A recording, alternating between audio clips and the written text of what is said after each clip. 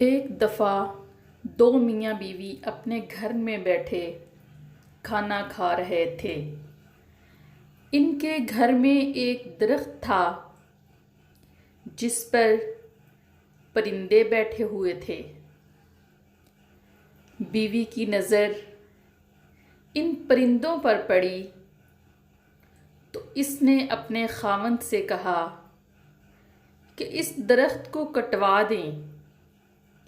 میری غیرت گوارا نہیں کرتی کہ ان درختوں پر بیٹھے پرندوں کی نظر بھی مجھ پر پڑے۔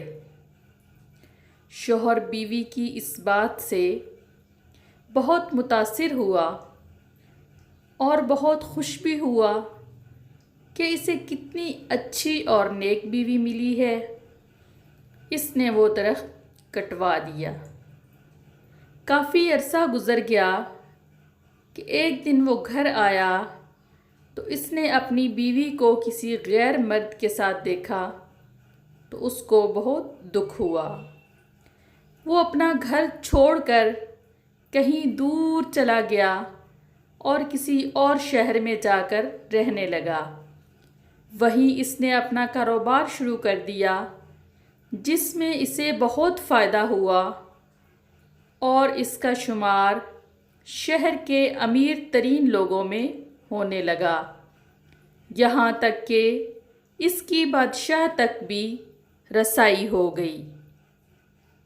ایک دن بادشاہ کے ہاں چوری ہو گئی۔ چور کو ڈھونڈنے کی بہت کوشش کی گئی مگر ناکام۔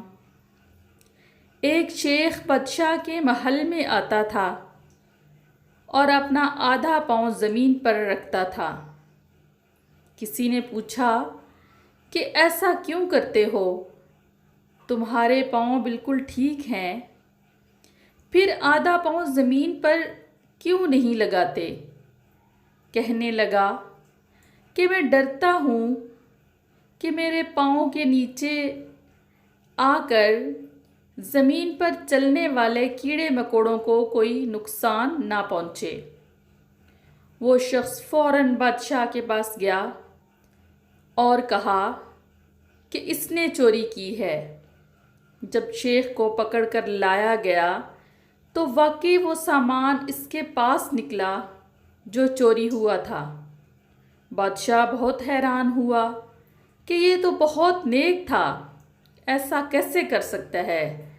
اس شخص نے کہا کہ میرے گھر میں ایک درخت تھا جس نے مجھے یہ نصیحت کی تھی کہ جو لوگ ضرورت سے زیادہ نیک نظر آنے کی کوشش کرتے ہیں وہ ویسے ہوتے نہیں ہیں جیسے وہ نظر آتے ہیں۔ ہم لوگ نیک بننا نہیں، صرف نیک کہلوانا اور دکھنا چاہتے ہیں، اور یہ منافقت کا سب سے اعلیٰ درجہ ہے۔